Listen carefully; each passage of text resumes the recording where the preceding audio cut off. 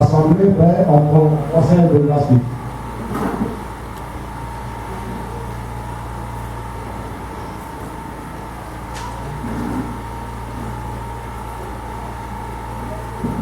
Merci beaucoup. Nous allons commencer par répondre à chaque question. Et je crois que c'est parti avec toutes ces questions-là. Il faudrait que le modérateur puisse m'aider à me rappeler chaque question pour que pas à pas je puisse apporter la lumière.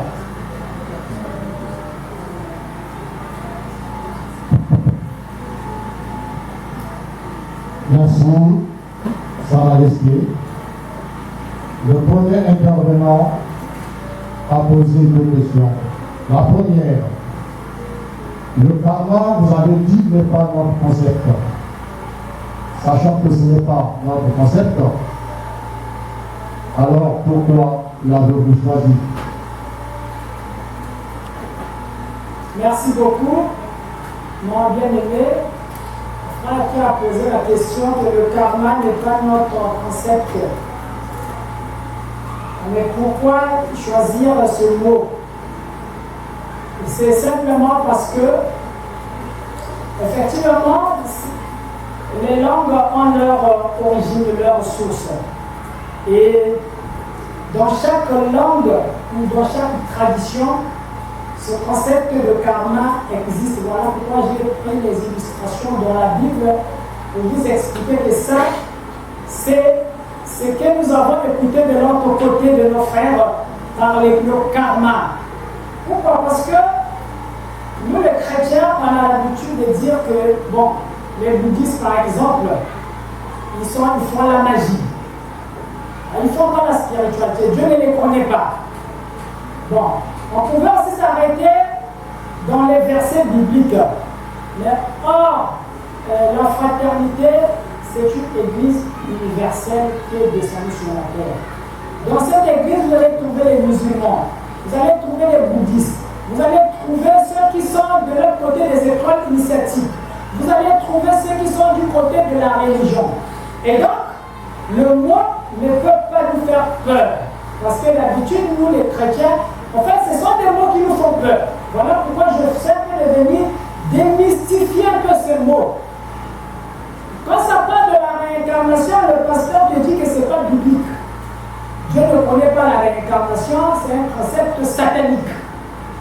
Alors que la réincarnation se trouve bel et bien dans la Bible. Donc, on veut un peu amener le peuple à être universel, accepter les autres traditions, les autres doctrines. Voilà pourquoi on peut prendre ce mot karma. Mais on peut aussi s'arrêter seulement à parler des versets bibliques. Nous voulons bien que toutes les églises comprennent que nous sommes faits à vivre ensemble. Alors, je ne sais pas si j'ai répondu à mon bien-aimé. Je peux continuer avec la deuxième question. Oui, Sa Majesté. La deuxième question du premier intervenant. Il a voulu savoir, tenant compte de l'exposé, bien sûr, si le roi Améphis Ier ne paye pas son arme. Merci beaucoup, mon bien-aimé. Bon, mon bien-aimé ici veut savoir, est-ce que le roi Améphis Ier ne paye pas son karma? Bon, payer le karma, je ne sais pas, c'est vous qui allez voir par rapport à la vie que le roi Amen mène sur la terre. Est-ce que c'est un karma ou c'est une bénédiction? Et ça, je laisse le jugement au peuple de Dieu de voir et de dire, de proclamer si ce que vous voyez là, c'est un karma ou c'est une bénédiction.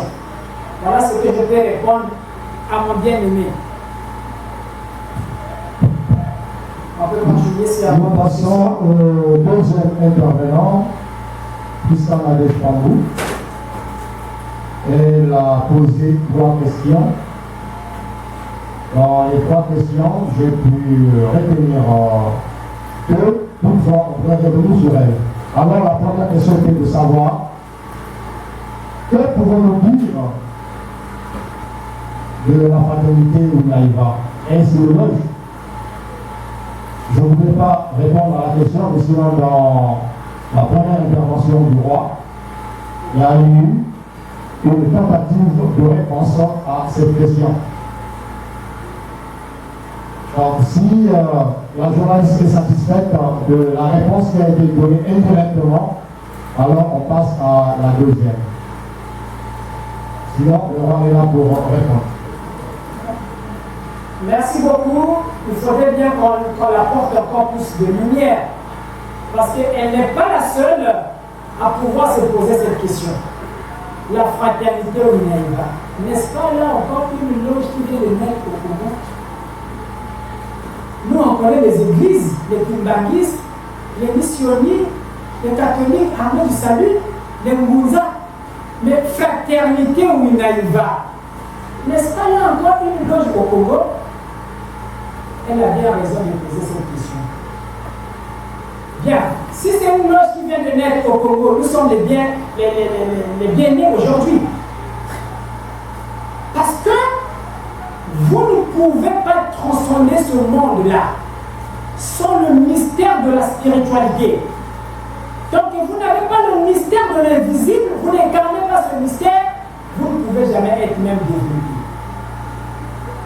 Parce que le développement, le bien-être, c'est quelque chose de mystique.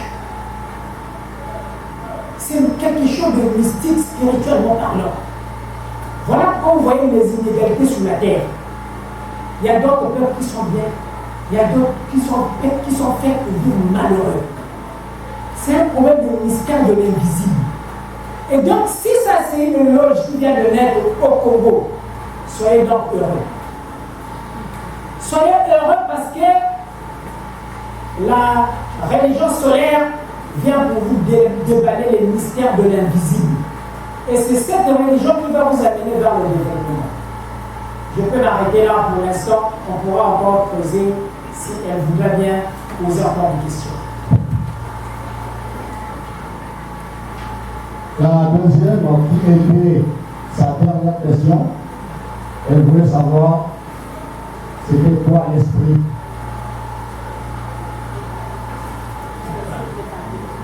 C'était quoi l'esprit préparé.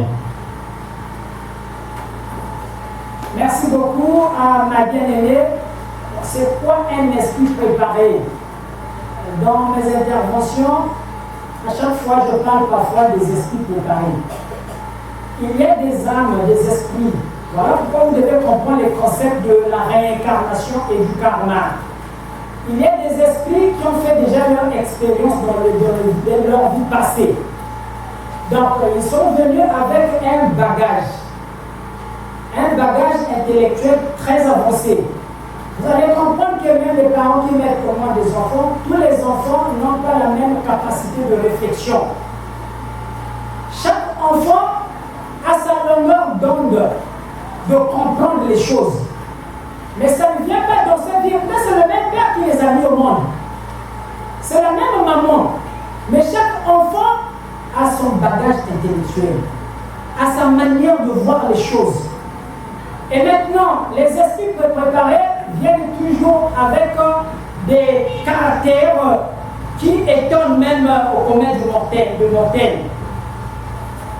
Dans la spiritualité, on parlerait des grands esprits préparés. Parmi vous ici, il y a des gens, avant même d'écouter l'enseignement solaire, il y a des choses que vous avez déjà commencé à pratiquer sans qu'il y ait un encadreur devant vous. Vous avez commencé à pratiquer certains gestes, certaines actions, sans qu'il y ait quelqu'un avec une chipote pour vous dire que ça doit se faire comme ça. Ça, tu vois, c'est comme ça que ça se passe. Il n'y avait personne, mais c'est par l'instinct. Vous étiez en train de poser certaines actions. Ce sont là les âmes préparées. Et quand vous arrivez dans l'enseignement, quand on commence à vous dire ces choses, vous dites, oh, mais ça, je le faisais déjà. Mais ça, c'est comme on dit de m'enseigner, mais ça m'est familier déjà. C'est ça qu'on appelle les esprits préparés. Donc, ils viennent de Dieu avec leur capital cosmique très avancé. Alors, peut-être dans les profondeurs, on ira encore un peu plus loin, puisque nous allons avancer.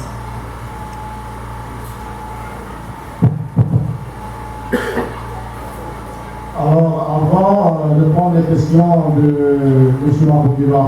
On va attendre le micro à Nadège.